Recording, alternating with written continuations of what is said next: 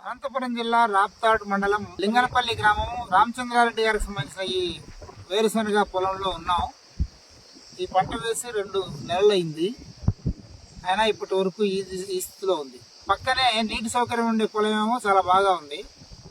నీళ్లు లేవు, వర్షము లేదు, 2 లేవు కనుక గిటగారిపోయిన పరిస్థితిలో ఈరోజు పంట ఉంది.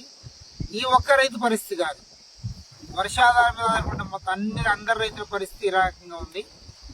పెట్టిన పెట్టుబడి కూడా తిరిగి వచ్చే పరిస్థితి లేదు. వర్షాలు వచ్చే గ్యారెంటీ కూడా కనిపించట్లేదు. ఇంకా ఆంధ్రప్రదేశ్ రైతు సంఘం నుంచి ప్రభుత్వాన్ని మేము కోరేది ఏమనంటే, తక్షణమే అనంతపురం జిల్లా, సత్యసాయి జిల్లా, కర్నూలు జిల్లా ఎక్కడెక్కడైతే తీవ్రమైన వర్షాభావ పరిస్థితున్న మండలాలు ఉన్నాయో ఈ అన్ని మండలాలను కరువు మండలాలుగా ప్రకటించండి.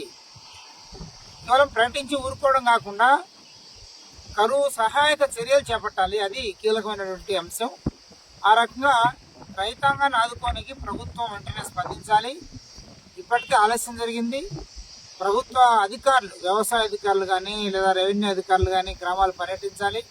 ఆ రకం వాస్తవ పరిస్థితులు అంచనా వేసుకొని తక్షణమే కరువుగా ప్రకటించి కరువు సహాయక చర్యలు చేపట్టాలి. రైతాంగం ఇదే కనుక కొనసాగితే ఇక రాబోయే నెలలోగా దీన్ని మొత్తం తీసేయాల్సి వస్తుంది.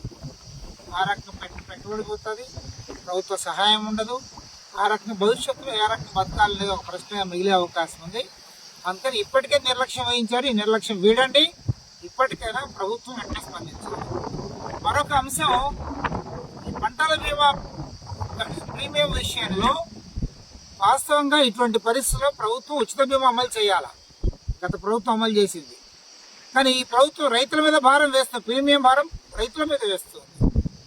ఒక్కొక్క పంటను బట్టి కందులు, వేరుశనగ, జొన్న లేదా పత్తి ఇట్లా ఒక్కొక్క పంటకు 200, 300, 500, 2000, ఉద్యాన పంటలు అయితే 4000 ఈ రకంగా ప్రీమియం రైతుల మీద వేస్తున్నారు. ఇది ఏమాత్రం న్యాయం కాదు.